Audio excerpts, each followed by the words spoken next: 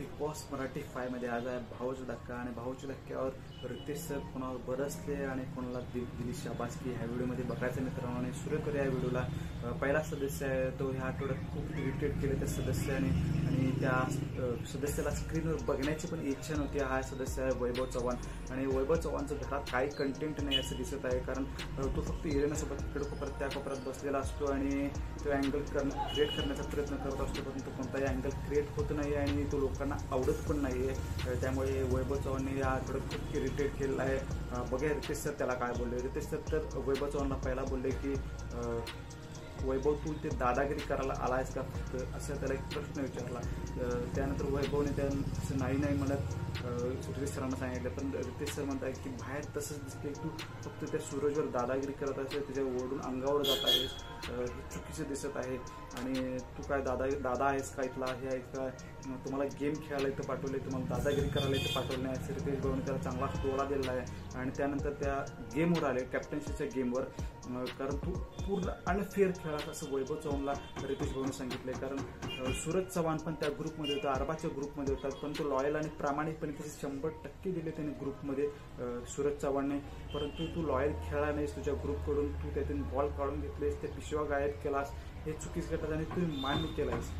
त्यामुळे तू हे चुकीचं केलं आहेस तर तू गेम पूर्णपणे अनफेअर खेळलेला आहेस असं वैभव चव्हाणला रितेश भाऊने चांगलंच खडसावलेलं आहे. आणि त्यानंतर सांगितलं की तू शक्तीचा वापर करतायस, ह्याच्या अंगावर जा त्याच्या अंगावर जा, परत त्या घरात तू शक्तीचा वापर केलास तर मी तुला हात धरून घराबाहेर काढणं असं रितेश भाऊने चांगलाच टोला दिलेला आहे वैभव चव्हाणला. आणि हा फक्त शक्तीचा गेम नाही, युक्तीचा पण गेम आहे असे वैभव चव्हाणला रितेश भाऊने सांगितलेलं आहे.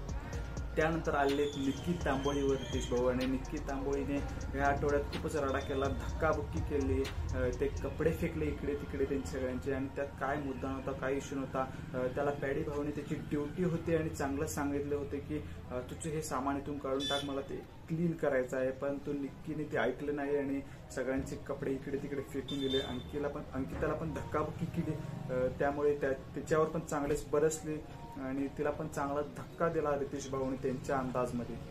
आणि त्यानंतर आले अरबाज 1 वर, म्हणजे अरबाजला कॉंग्रॅच्युलेशन केले पहिला, कारण तो कॅप्टन बनला आहे घराचा. आणि त्यानंतर अरबाजची चांगलीच शाळा घेतली रितेश भाऊने. त्याला बोलले की तू त्या कॅप्टन्सीच्या दावेदारी टास्कमध्ये तू बुक्की लागली म्हणून सूरजच्या अंगावर जात होतास, परंतु तू अंगावर जाण्याचं काहीच कारण नव्हतं, कारण त्यांनी बुक्की मारलेली नव्हती आणि एवढा तू नाजूक नाहीस, तुला बुक्की लागली सूरजची म्हणून तू घायाळ झालास असं रितेश भाऊने त्याला सांगितलेलं आहे. आणि त्यांनी बुक्की मारलेली नव्हती आणि सूरजवर सगळेच दादागिरी करतात. तुझा वैभव आणि अरबाज हे सगळेच तुमचा ग्रुप सगळा तुम्ही त्याच्यावर असं दादागिरी करता असं अरबाजला सांगितलं.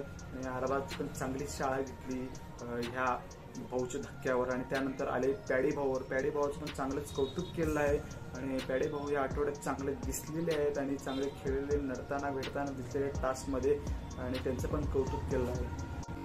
त्यानंतर आले टीम बी वर, जो अभिजित दादाचा ग्रुप आहे. त्यांना पहिला बोलले की अभिजित दादा तू चांगला खेळत आहेस, परंतु तुझ्या ग्रुपची तुला साथ नाही, तुझ्यावर त्यांचा विश्वास तुझ्यावर नाही, त्यामुळे सगळं व्यवस्थित होत नाही आहे. आणि टीम बी ला चांगला टोला दिला आहे कॅप्टन्सीच्या टास्कवरून, कारण कॅप्टन्सीच्या टास्कमध्ये त्यांनी पूर्णपणे गिव्हअप केलं होतं.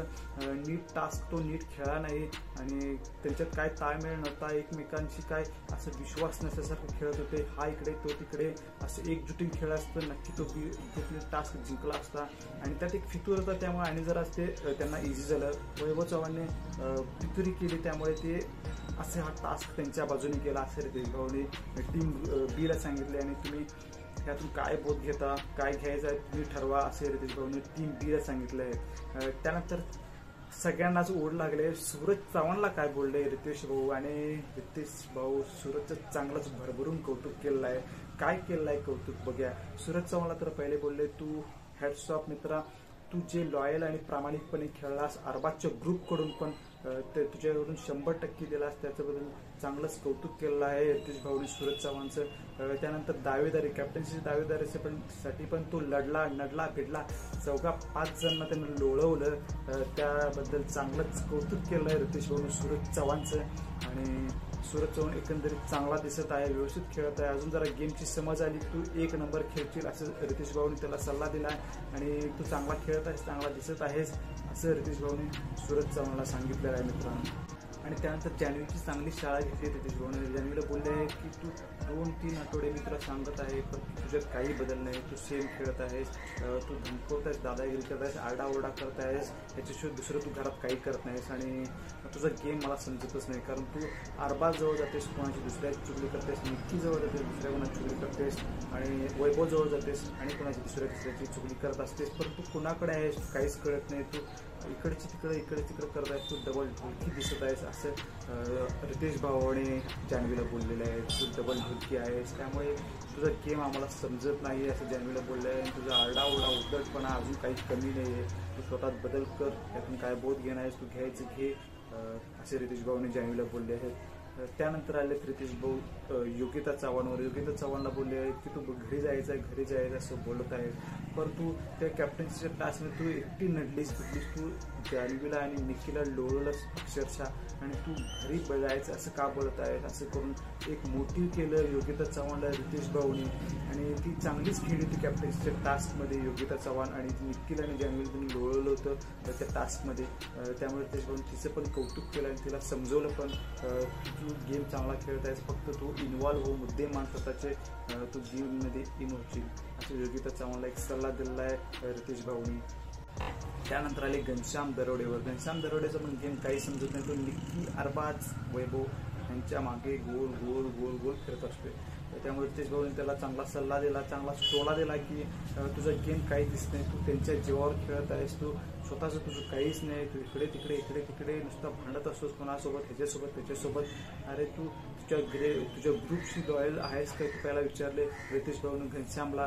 कारण तू इकडे काहीतरी बोलतोस, तिकडे काहीतरी बोलतोस, निक्कीजवळ काहीतरी बोलतोस, तुझं पण सेमच झालंय, तू डबल ढोलकी करत आहेस आणि तुला 3 ग्रुपमधल्या पण लोकांनी बोललंय तू डबल ढोलकी आहेस, तू इकडचं तिकडं करतोस, भांडणं लावतोस, हे चुकीचं आहे, तू चुकीचं दिसत आहेस असं घनश्यामला बोललंय रितेश भाऊने. त्यानंतर अंकिताची पण चांगली शाळा घेतलेला. अंकिताला बोलले आहेत की तू मागच्या आठवड्यात खूप भारी खेळले होतीस, तू कॅप्टनसाठी लढले होतेस आणि ह्या आठवड्यात तू कॅप्टनसाठी गिव्हअप केलंस की तू मागच्या आठवड्यात कॅप्टन बनली होतीस म्हणून ह्यावेळी मी बनणार नाही का, असं का, तू ट्रॉफी असं कोणाला देणार आहेस काय, असं मागच्या आठवड्यात तुला भेटली म्हणून तू पुढच्या आठवड्यात तू ट्रॉफी कोणाला देऊन टाकणार आहेस का, असं तू का करतायस. रितेश भाऊने तिला चांगला टोला दिला, चांगली शाळा घेतली तुझी.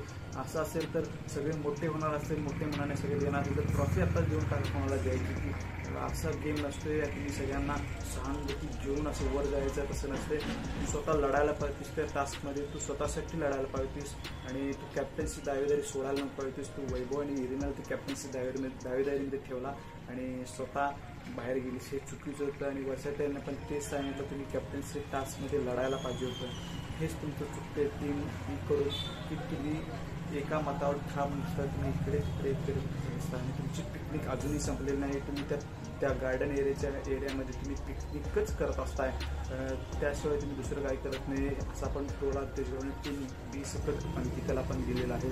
आणि त्यानंतर रितेश भाऊने आर्याला सुद्धा खडसावलं, त्याला पण टोला दिलेला आहे, त्याची मी शाळा घेतलेला आहे. कारण तो पाहुणे आल्याचा टास्क होता, त्यामध्ये पण आर्याने काही असं गिव्हअप झाल्यासारखी खेळत होती.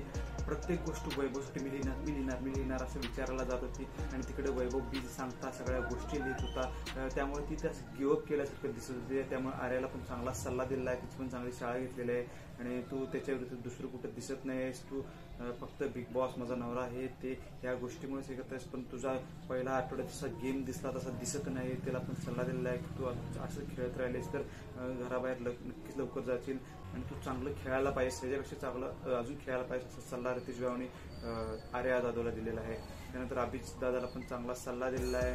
अभिजित दादा सांगितलं आहे की तू चांगला खेळत आहे, चांगला दिसत आहे, परंतु तुझ्या ग्रुपचा तुझ्यावर काही विश्वास नाही. असं एकंदरीत रितेश भाऊने आज चांगली शाळा घेतलेली आहे सगळ्या सदस्यांची आणि सूरजचं चांगलंच कौतुक झालेलं आहे आणि ते कौतुक करण्याजोगं पण आहे. कारण सूरजने खेळी तशी केली आहे पूर्ण आठवड्यात आणि तो आल्यापासून खेळत आहे व्यवस्थित, कोणाला उद्धटपणे बोललेला नाही आणि त्याचा गेम तो प्रामाणिकपणे खेळत आहे. तो अरबाजचा ग्रुप असून सुद्धा तो चांगला खेळला आणि कॅप्टन्सी टास्क दावेदारीमध्ये तो आला आणि दावेदारीसाठी पण तो स्वतः एकटा लढला, मेटला भिडला आणि 4-5 जणांना एकट्यानं लोळलं होतं. त्यामुळे त्याचं कौतुक करण्याजोगं होतं आणि ते केलं पण आणि त्याला चांगला सल्ला पण दिला आणि त्याला मोठी पण केलेला आहे सूरज चव्हाणला. आणि सूरज चव्हाण हा चांगला दिसत आहे घरामध्ये.